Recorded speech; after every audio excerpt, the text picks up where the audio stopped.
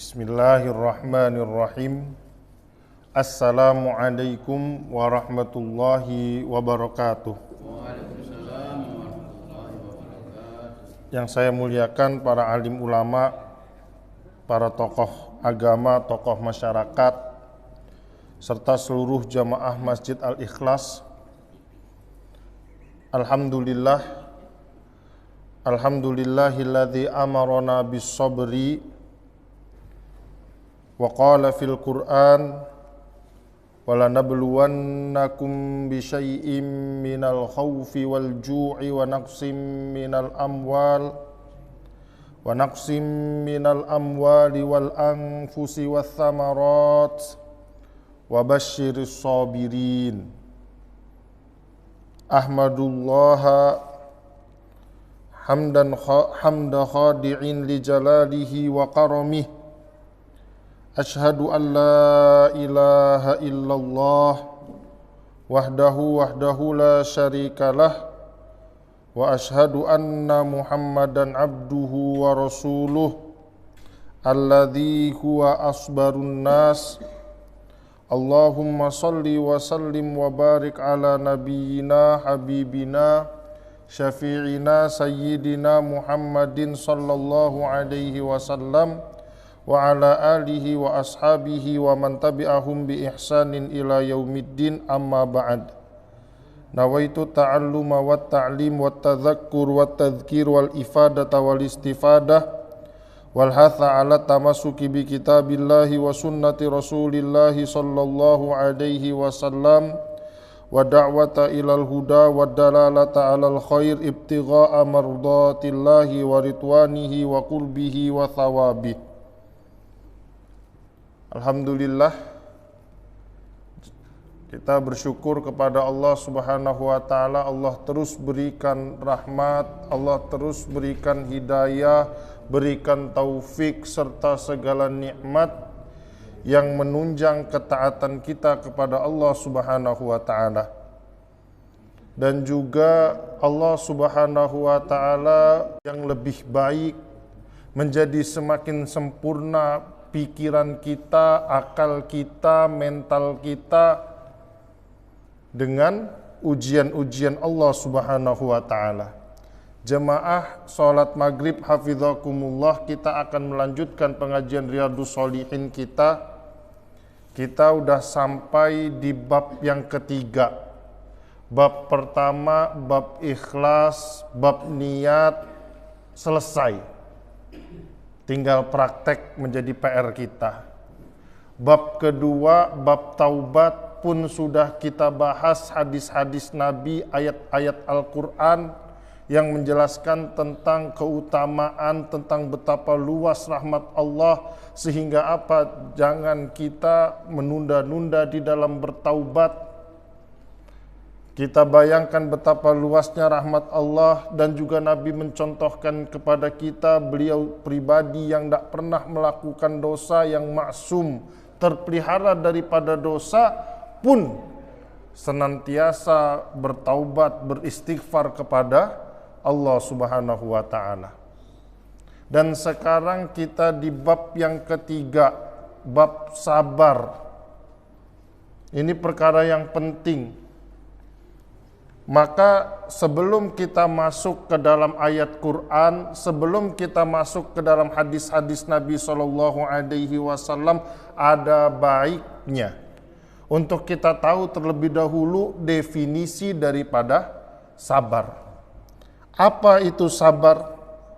Maka ulama mengatakan as-sabru huwa habsun nafsi ala ma yaqtadihil aqlu awis syar'u. Sabar itu adalah bagaimana kita bisa menahan diri kita. Definisi sabar adalah bagaimana kita menahan diri kita untuk tetap tunduk, patuh terhadap tuntutan akal kita, tuntutan syariat, akal yang berpandukan dengan wahyu. Kita bisa tahan diri kita. Kita tunduk maunya wahyu apa? Maunya Islam apa? Apa yang Allah mau? Apa yang Rasulullah mau? kita tunduk. Kita menahan nafsu kita, menahan diri kita. Inilah definisi sabar. Sehingga sabar ini mengikut beberapa keadaannya dia punya nama yang berbeda-beda. Kemarin minggu lalu ketika kita membahas tentang kemerdekaan, maka sabar ketika memperjuangkan tanah air, mengusahakan kemerdekaan, mempertahankan kemerdekaan, namanya keberanian, syuja'ah. Dan juga ketika menghadapi musibah, ya biasa kita sebut dengan sabar. Ada juga orang lain cerita kepada kita mungkin, tapi rahasia. Nah, amanah menjaga rahasia itu juga sabar. Namanya ketika itu adalah amanah. Berbeda keadaan, berbeda nama. Tapi inti daripada sabar adalah kita menahan nafsu kita, mengikuti tuntutan daripada akal yang berpandukan wahyu ataupun syariat. Apa maunya Allah? Apa maunya Rasulullah? Apa tuntunannya? Nafsu merongrong ke hal yang lain. Kita tahan, kita press. Inilah definisi daripada sabar. Maka bab ini, maksud daripada bab ini adalah babu bayani fadhailis sabri, bab menjelaskan keutamaan sabar. Minal ayati wal ahadithi, baik daripada ayat-ayat Al-Quran ataupun hadis-hadis Nabi sallallahu alaihi wasallam. Faqala al-musannifu rahimahullahu ta'ala wa nafa'ana bi'ulumihi fid darain, babus sabri, qala Allah ta'ala ya ayyuhalladzina amanusbiru wasabiru. Maka pertama sekali Imam Nawawi mendatangkan firman Allah Ta'ala di dalam Quran surat Ali Imran ayat ke-200, di mana Allah perintahkan, wahai orang-orang yang beriman, isbiru, bersabarlah kalian. Wa mutlaqul amri yadullu alal wujub. Ini perintah Allah, yang namanya perintah hukum asalnya adalah wajib. Bersabar adalah perintah Allah. Maka hukum bersabar adalah wajib. Kemudian Allah ulangi wasabiru, isbiru wasabiru, bersabarlah. Pertama bersabar apa? Bersabar di dalam mentaati Allah, bersabar ketika diuji dengan musibah, bersabar dalam meninggalkan maksiat. Dan kemudian dalam satu ayat Allah perintahkan lagi wasabiru, dan terus bersabar. Para mufasir menafsirkannya wasabiru ay ghalibul kuffara bis sabri fala yakunu ashadda sabran minkum. Jangan kalahkan orang-orang non-Islam di dalam kesabaran.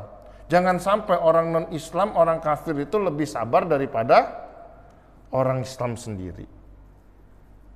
Maka salah ketika kita katakan sabar itu ada batasnya. Orang Allah perintahkan bersabar dan terus bersabar.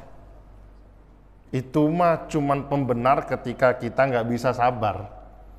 Ya kan, ketika kita mau ngikutin nafsu kita, maka kita katakan, wih sabar juga ada batasannya.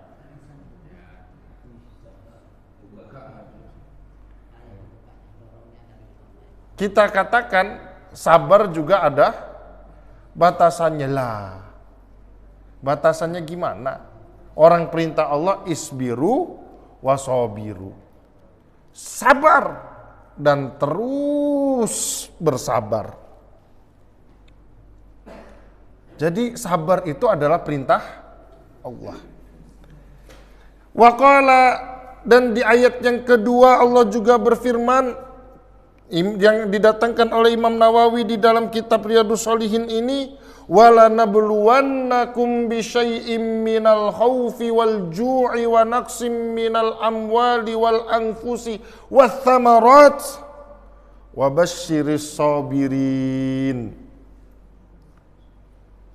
Allah kasih tahu pasti akan kami uji kalian. Ujian Allah itu satu keniscayaan, Pak. Nggak ada kita hidup di dunia ini maunya kita. Nggak ada kita hidup di dunia ini tanpa diuji. Itu orang-orang kaya hidupnya senang terus lah. Kan ada perintah-perintah Allah. Ada larangan-larangan Allah. Sukses nggak dia melaksanakan perintah Allah?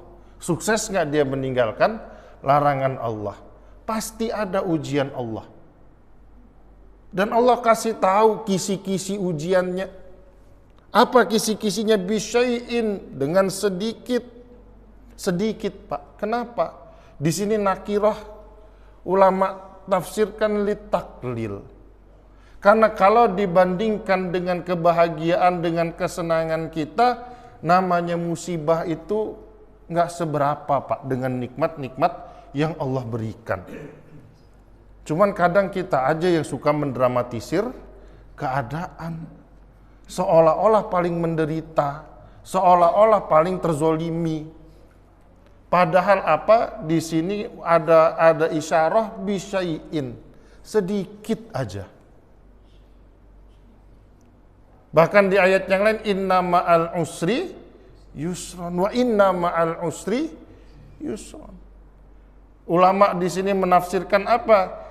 Kesulitannya satu, tapi kemudahannya ada dua. Setiap satu kesulitan akan dibarengi dengan dua kemudahan. Intinya mah nggak seberapa. Dan itu halnya apa? Minal khaufi, bisa berupa ketakutan. Wal ju'i, bisa berupa kelaparan. Wa naqsim minal amwali, bisa berupa kekurangan harta. Wal anfus, atau kehilangan jiwa, kehilangan orang yang tersayang. Wath thamarat, bisa mungkin gagal panen. Ada banyak tafsir. Imam Syafi'i pun menafsirkan tentang ayat-ayat ini, tentang makna daripada ayat-ayat ini. Tapi udah kita sampai di situ aja, tapi kemudian Allah katakan wabasyiris sabirin, dan berilah kabar gembira. Allah perintahkan Nabi Muhammad untuk kasih tahu kabar gembira untuk siapa? Untuk mereka yang bisa bersabar. Allah kasih tahu bakal ada ujian, Allah kasih tahu ujiannya apa aja, kemudian Allah kasih tahu cara untuk menjawab daripada ujian tersebut. Cara untuk menyelesaikan ujian tersebut, caranya adalah dengan bersabar. Kemudian waqala ta'ala, di ayat yang lain Allah berfirman, walaman sabara wa ghafara inna dzalika lamin azmil umur. Walaman sabara, sungguh orang yang bersabar, wa ghafara, dan bisa memaafkan. Inna dzalika, bersabar dan memaafkan tadi itu, lamin azmil umur, sungguh perkara yang diazamkan, dicita-citakan. Enggak semua orang, Pak, bisa memberi maaf. Enggak semua orang bisa bersabar. Dan sabar juga memiliki hati yang luas untuk memaafkan. Ini adalah satu nikmat yang besar.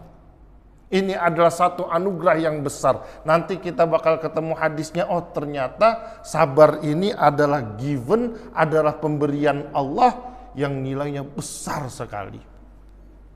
Nah, kalau kita dijahatin sama orang, Pak, itu dendamnya, kesumatnya gimana? Pengennya mah kita balesnya nggak setimpal, berkali-kali lipat. Ada orang pernah zolim sama kita mah dendamnya ke ubun-ubun terus sampai mati kebayang. Mau memaafkan, tunggu dulu. Tapi tadi kata Allah, walaman sabara, yang bisa bersabar, wa ghafara, bisa memberikan maaf. Ada orang zolim sama kita, kita bersabar dan kita bahkan memaafkannya. Itu sulit. Dan itu tadi, itu diharapkan bisa ada di dalam hati seorang mukmin, hati setiap mukmin. Dan di ayat yang lain Allah juga berfirman, ista'inu bis-sabri was-shalah, innallaha ma'as sabirin. Perintah Allah apa? Cari pertolongan Allah itu dengan sabar, cari pertolongan Allah itu dengan sholat. Nabi SAW ketika beliau ini ditimpa musibah apa? Langsung sholat. Diamalkan ayat ini. Mungkin kita kalau ditimpa musibah langsung status. Nabi sholat, Pak. Nabi langsung ketika ada sesuatu yang menyulitkan Nabi, ada musibah yang menimpa Nabi, maka yang pertama Nabi lakukan adalah sholat. Dan kemudian sabar. Kenapa?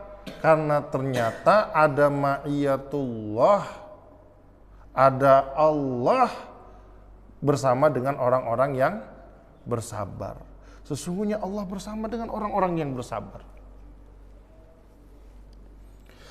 Dan juga di ayat yang lain Allah berfirman, walanabluwannakum hatta na'lamal mujahidina minkum wassabirin. Pasti kami akan uji kalian sampai apa? Bukan sampai kami tahu, bukan Allah sebelumnya nggak tahu, biar kelihatan. Biar benar-benar real Allah tahu mana yang bersabar, mana yang bersungguh-sungguh, tapi biar real kelihatan secara langsung. Allah uji supaya zahir, oh ini orang yang bersabar, oh ini orang yang bersungguh-sungguh. Wal ayat fil amri bis sabri wa bayani fadlihi kathiratun ma'lumatun. Ayat Al-Quran yang menjelaskan tentang keutamaan daripada tentang perintah untuk bersabar dan keutamaan untuk bersabar itu ada banyak dan semua kita tahu, kata Imam Nawawi.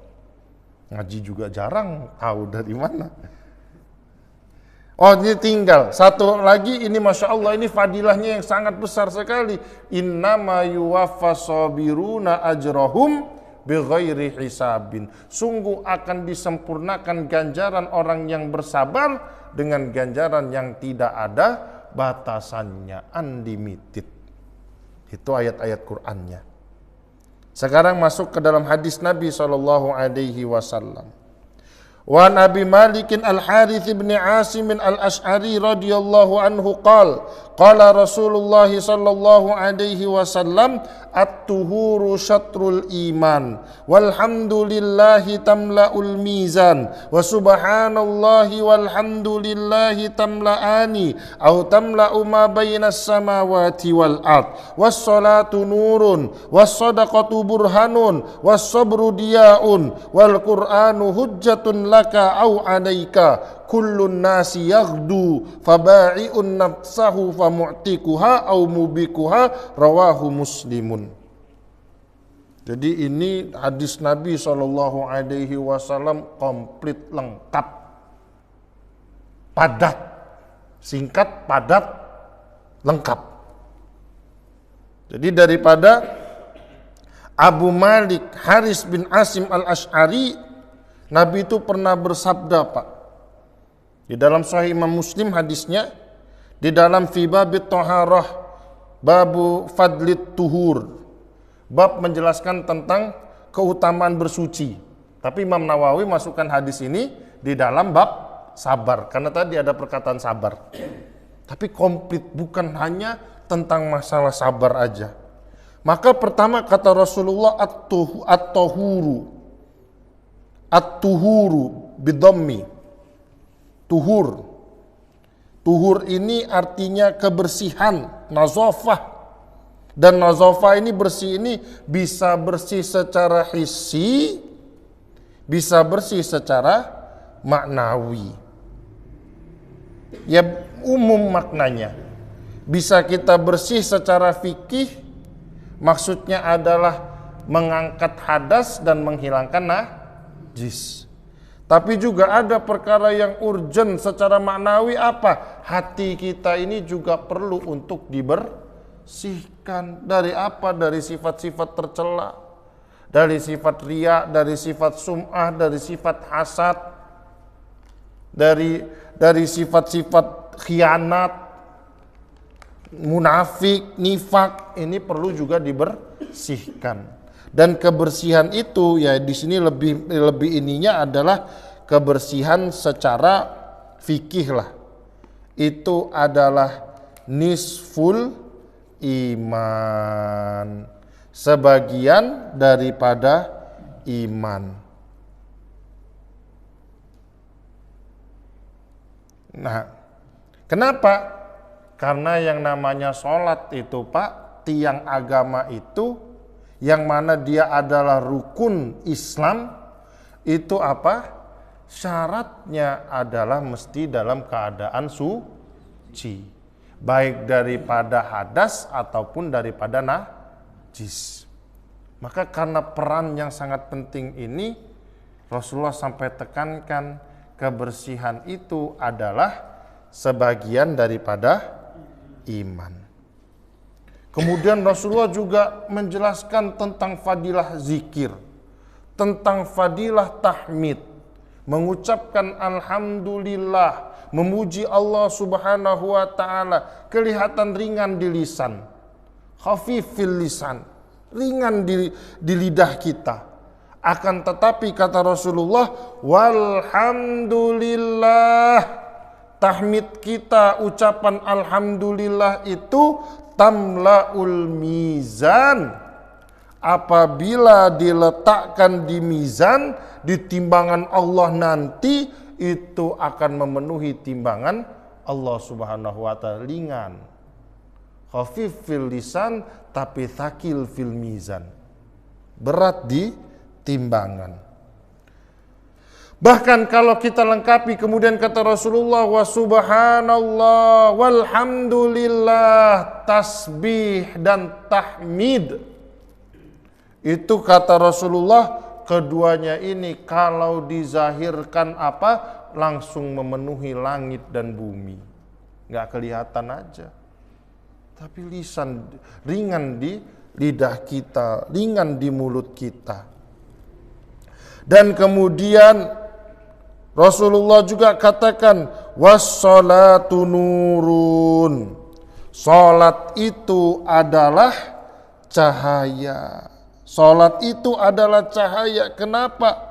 Karena salat tudi'u li sahibiha tariqal haqqi fid dunya wassirata fil akhirah indal mururi alaihi. Karena sholat itu nanti akan jadi cahaya kita di dunia apa? Di dunia ini orang yang senantiasa menjaga sholat, sholatnya akan menjadi cahaya menunjukkan kepada dia ini jalan yang benar. Sehingga di ayat Quran Allah katakan, inna sholata tanha anil fahsya'i wal munkar.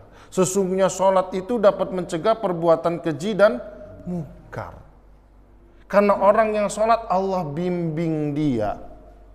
Bahkan dalam satu hadis juga apa? Ada seorang sahabat ini masih maksiat, tapi juga sholat. Dia dunia Rasulullah, dia mau sholat tapi maksiat. Ya udah biarin dulu, nanti sholatnya yang akan memperbaiki dia.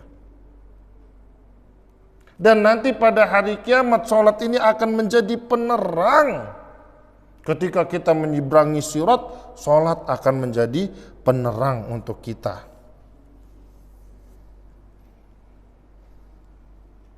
Sayyidina Abdullah bin Umar mengatakan, man hafadha ala sholat kanat lahu nuran wa burhanan wa najatan yaumal qiyamah. Barang siapa menjaga sholat, nanti sholat akan jadi cahaya buat dia, akan jadi penerang buat dia, akan jadi bukti buat dia, dan akan jadi keselamatan untuk dia. Tapi kalau orang ini tidak menjaga sholat dia, lam takun lahu nuran, nggak ada cahaya buat dia, wala burhanan, nggak ada penolong buat dia, nggak ada keselamatan untuk dia pada hari kiamat nanti. Dan kemudian nggak akan Nabi juga katakan was-shadaqatu burhan. Sedekah itu adalah burhan, hujjah, pembela, adalah bukti. Yang mana sedekah itu apa? Hujjatun ala imani muaddiha. Dia adalah bukti daripada keimanan orang yang menunaikannya. Mau ngeluarin zakat itu berat, Pak. Mau ngeluarin sedekah itu berat, Pak. Kita bayangkan, ini duit saya yang nyari. Kok tiba-tiba harus saya keluarkan? Apa cerita? Kalau nggak didasari dengan iman, beriman bahwasanya ternyata di dalam harta dia ini ada hak orang lain. Mau mengeluarkan nafkah untuk keluarganya berat. Ternyata Allah titipkan rezeki keluarga saya melalui saya.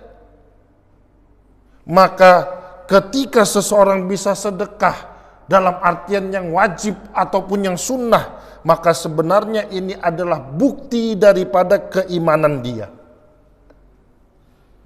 Dan yang selanjutnya yang hubungannya dengan bab ini, kata Nabi was-sabru diyaun, dan sabar itu adalah cahaya. Sabar itu adalah lebih terang daripada cahaya. Kenapa? Dengan sabar itu, Pak, tangkashifuz zulumatu,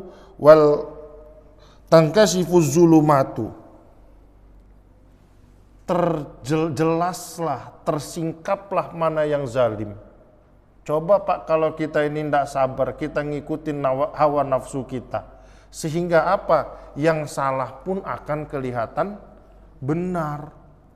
Kalau kita ngikutin nafsu kita, yang ada apa? Akal kita mandek, akal kita itu tunduk di bawah nafsu. Yang ada apa? Akal kita cuman berpikir bagaimana cara memenuhi tuntutan rongrongan daripada nafsu kita. Nggak ngelihat lagi mana yang benar.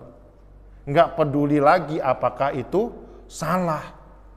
Maka sabar itu adalah ketika itu dia adalah cahaya yang dapat menunjukkan kita mana yang benar, mana yang salah.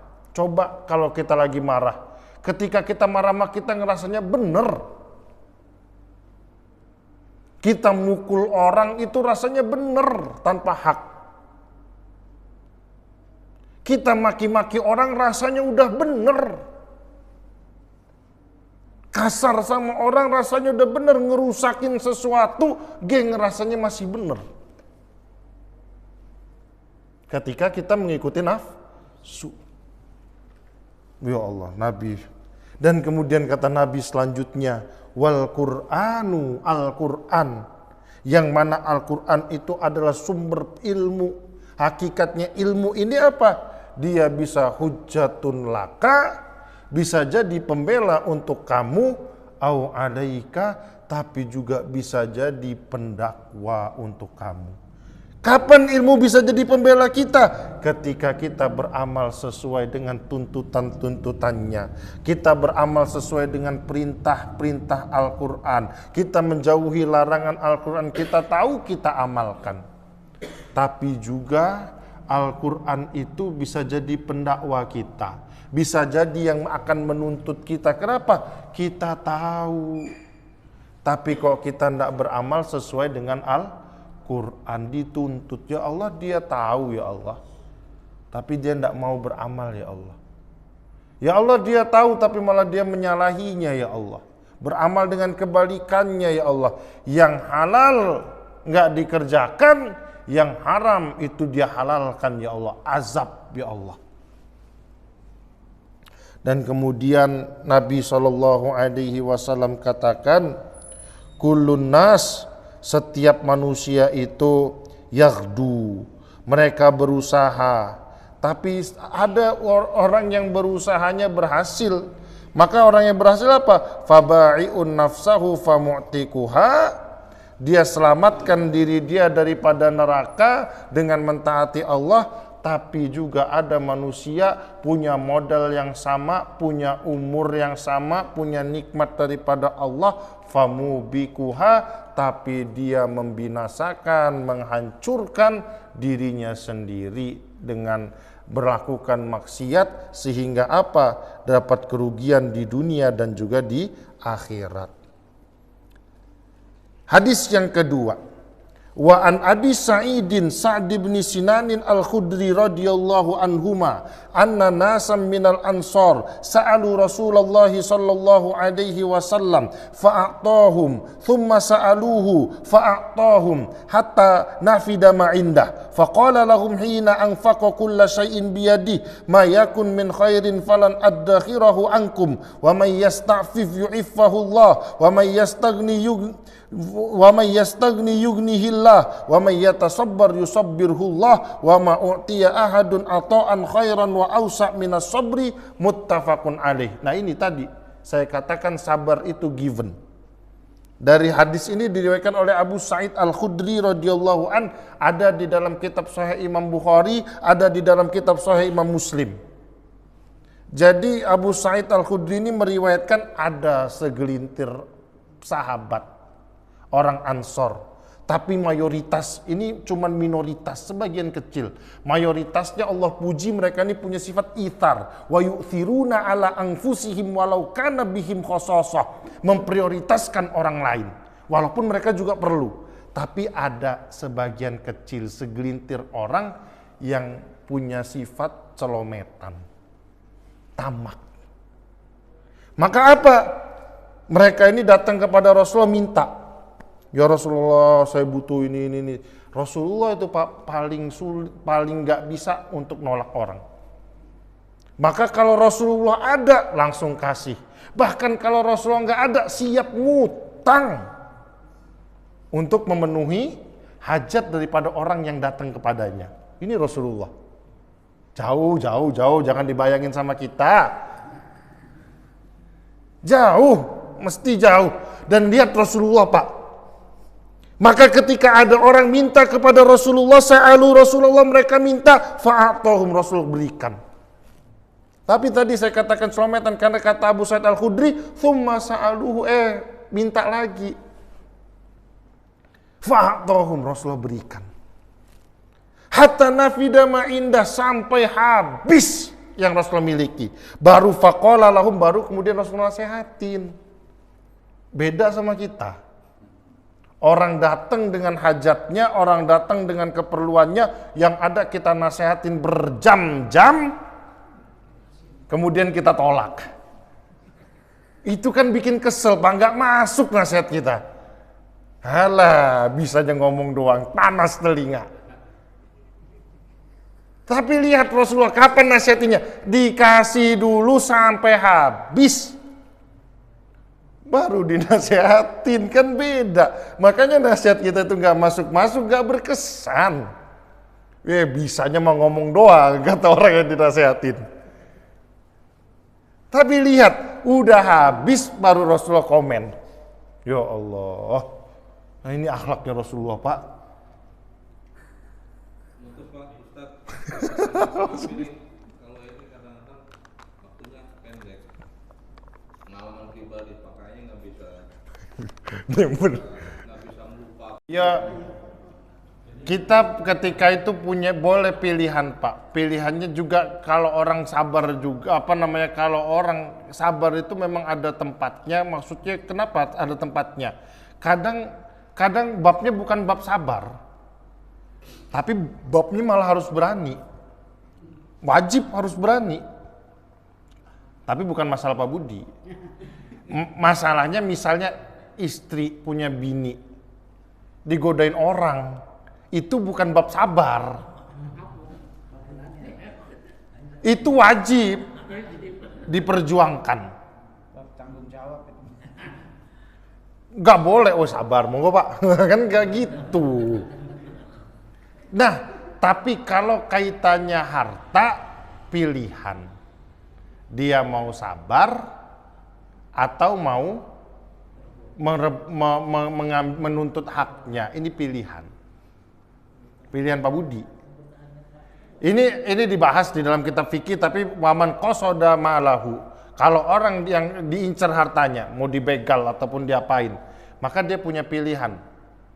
Udah damai atau dia perjuangkan. Tapi kalau masalah istri diganggu orang, itu bukan babnya sabar, bukan, Pak. Oke, itu yang pertama. Yang kedua, kita selesaikan hadisnya. Hadisnya gak kepotong, makanya itu jawabannya. Maka nasihat Rasulullah di sini.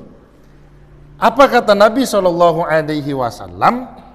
Ma yakun min khairin falan addakhirahu ankum. Segala sesuatu yang baik, harta benda itu sama sekali gak pernah aku tahan-tahan, pasti aku berikan. Itu Nabi, Pak. Nabi itu gak ada masalah duit itu perhitungan. Segala bentuk kebaikan, nikmat dunia, harta benda itu gak ada yang aku tahan-tahan, pasti aku kasih.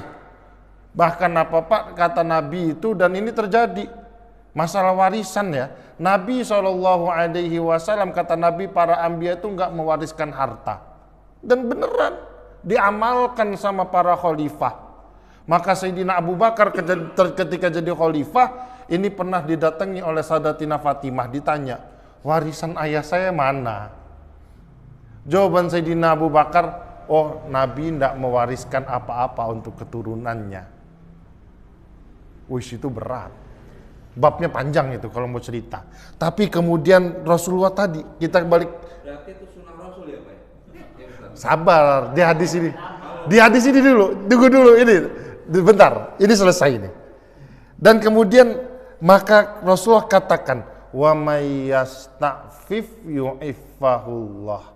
Barang siapa menjaga marwah dia, menjaga harga diri dia, Allah muliakan dia. Kita tadi butuh warisan itu. Cuman kan ada marwah. Kakak-kakak biasanya yang megang. Kakak-kakak apa ibu yang megang? Wah, kalau ibu megang kan parah Pak Budi. Yang megang siapa Pak? Ya, malah adik-adik itu yang kuat. Oh, gitu. Tapi lihat, Rasulullah tuh ajarkan kita, barang siapa menjaga marwahnya, Allah muliakan dia. Lah kalau kita nggak jaga marwah, orang nggak akan respect sama kita, Pak. Kalau kita tadi menunjuk, orang takut Pak sama kita. Nih kuncinya apa? Orang itu takut sama orang yang menunjukkan sifat tamak dia terhadap apa yang dia miliki. Emang orang kan punya sifat bakhil. Tapi kalau dia ngeliat, oh ini orang dekat sama saya karena mau duitnya, takut orang mau dekat. Kita datang ke rumahnya, bilang, jangan kasih tahu saya ada. Takut. Maka barang siapa menjaga marwah, ya marwah ini umum. Meninggalkan maksiat, meninggalkan perkara yang dapat menjatuhkan marwah dia. Janji Allah, janji Rasulullah, Allah akan muliakan dia. Wa may yastaghni, barang siapa yang dia punya sifat istighna, kaya. Kaya itu apa? Kaya itu adalah memutuskan ketergantungan dengan makhluk. Dia gantungkan ketergantungan dia kepada Allah. Janji Rasulullah, Allah yang akan kayakan dia. Jangan dipersempit definisi kaya. Kaya itu adalah hati. Kaya itu bukan kuantitas. Kaya itu adalah kualitas. Banyak orang asetnya banyak, tapi apa? Selama mana dia masih tamak dengan apa yang ada pada orang lain, nggak layak untuk disebut kaya. Kaya itu kualitas hati. Ngelihat orang lain, oh biasa aja lah. Alhamdulillah dia bisa beli barang baru. Alhamdulillah perabot rumahnya baru orang itu. Nah, dan terakhir kemudian wa mayyatasabbar, barang siapa dia berlatih untuk sabar. Sabar itu kata Rasulullah perlu dilatih. Tasabbara ya tasabbaru, tafa'ala ya tafa'alu. Di sini mesti ada badlul juhdi, usaha, effort, latih diri dia untuk bersabar. Maka janji Rasulullah, Allah berikan hakikat sabar pada diri dia. Dan kemudian gak ada satu orang pun wa ma'utiya ahadun, gak ada satu orang pun diberikan ata'an khairan, pemberian yang lebih baik, pemberian yang lebih luas daripada sabar. Jawaban untuk pertanyaan Pak Budi tadi, maka gimana? Warisannya belum dibagi-bagi, ya coba diomongin. Udah diomongin belum Pak? Udah, ngajak berantem. Ya terus ya diomongin kalau jenengan kakak ini kapan mau dibagi. Tapi kadang memang Pak, kalau rumah, oh sayang kalau dijual, ini kita masih butuh rumahnya, itu repot juga kalau mau dijual. Nah kadang disitulah perlunya kebaikan. Memang gimana sih bagusnya harta itu? Harta itu Pak, kapan dibagi sesuai faraid? Ketika memang masih ada sisa. Tapi kalau udah dibagi-bagikan di awal, mungkin Pak Budi nggak kebagian aja, udah diwasiatin sama orang tua. Ini untuk kamu sekian. Untuk kamu bagian ini nggak usah kasih tahu Budi, kata dia. Udah dibagi-bagi sama orang tua, itu boleh. Jadi ada namanya wasiat. Wasiat itu kalau sebelum meninggal ya nanti ketika dia tapi dia nggak boleh sebelum sakit, harus dilakukan ketika masih sehat.